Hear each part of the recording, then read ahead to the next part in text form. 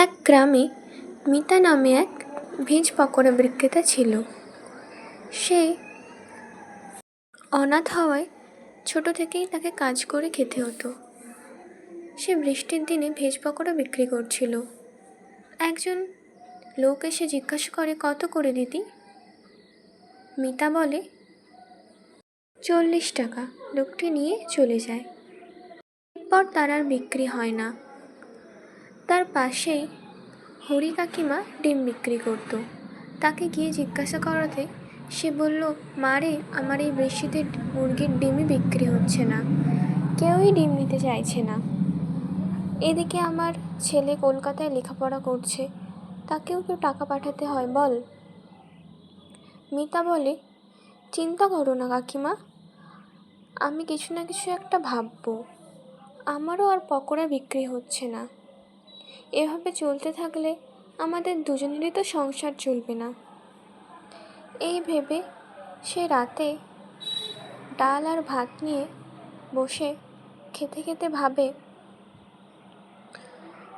যে কি করলে তার বিক্রি হবে। হঠাৎ সে ডালটা মুখে পড়তেই মুখে এঁচোড়ের মতো একটা জিনিস পড়ে। সে ভাবে মাংসের পকোড়া বিক্রি করলে কেমন হয়। তাই ভাবে সে পরের দিন থেকে মাংসের পকোড়া বিক্রি করবে। পরের দিন দোকানে গিয়ে দোকানদারকে জিজ্ঞাসা করলো, দাদা, মুরগি মাংস কত করে কেজি? লোকটি বলল, 250 টাকা কেজি। মিতা বলল, কিছু কম হবে না দাদা? আমি আসলে মুরগির পকোড়া বিক্রি করব, তো এত দাম দিয়ে বিক্রি করলে কেউ তো নেবে না। দাদা বলে, না, এরকমই দাম, নিতে হলে নাও, নয়তো এখান থেকে যাও। তখন মিতা দাম দিয়েই লোকটির কাছ থেকে মুরগির মাংস নেয়। সে পকোড়ার সাইজ অনুযায়ী মুরগির মাংসর পিস কেটে নেয়।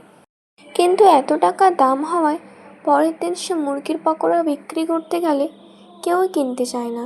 সবাই 80 টাকা কেজি মুরগির পকোড়া দাম শুনেই সেখান থেকে পালিয়ে যায়। তখন রাত্রেবেলায় সেই কাকিমা এসে মিতার সঙ্গে গল্প করে এবং বলে, তোর মুরগির পকোড়াও তো বিক্রি হচ্ছে না, আমাদের কি করা যায় এখন বল তো? এভাবে চলতে থাকলে তো দুজনেরই সংসার চলবে না। তখন মিতা বলে, আমাকে আরেকটু সময় দাও, আমি তো মুরগির পকোড়া বিক্রি করছি। পরের দিন সে ঠেলা গাড়ি নিয়ে আবার মুরগির পকোড়া বিক্রি করতে যায়। যেখানে তার ঠেলা গাড়ি লাগাতো সেখানে সে চলে যায়। কিন্তু সেদিনও বিক্রি না হওয়ায় তারা দুজন এসে বাড়িতে মুরগির পকোড়া খেতে থাকে। তখন বুড়িমা বলে, এভাবে তোর বিক্রি না হলে প্রত্যেক দিন বেশি হবে, ফলে তুই তো টাকার অনেক লস খেয়ে যাবি। এভাবে তো চলবে না, তোরও লস হবে আর এদিকে আমারও মুরগির ডিম বিক্রি হচ্ছে না। কি করা যায় এখন বল তো? আমি আমার ছেলেকেও কলকাতায় পড়াচ্ছি, ওকেও তো টাকা পাঠাতে পারছি না, ও এখন ছোট, তাই ওকে বলতেও পারছি না যে তুই কিছু কাজ কর।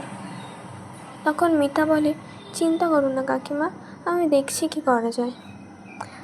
পরের দিন সে মুরগির পকোড়া বিক্রি করতে যায়। সে আগে থাকতে কাকিমাকে বলে রেখেছিল যে কম দামে ছোট ছোট মুরগি কিনে আনতে এবং ডিম কিনে আনতে, তাতে সে কমে মুরগির পকোড়া বিক্রি করতে পারে। এবার বাড়িতে এসে সে কাকিমাকে বলে, জানো, আজ কাকিমা অনেক মুরগির পকোড়া বিক্রি হয়েছে। কম দামে, অন্যান্য দোকানের তুলনায় কম দাম দেওয়ায় সবাই আমার দোকান থেকেই মুরগির পকোড়া নিচ্ছিল। তখন কাকিমা বলে, তাহলে এই বুদ্ধিটাই কাজে লাগানো যাক। আমি অনেক মুরগির ছানা কিনে আনবো, সেগুলোকে বড় করব এবং এখন যেই মুরগিগুলো কিনে আনবো তুই সেগুলো নিয়ে নে, কমে আমি তোকে কম দামে দিয়ে দেব।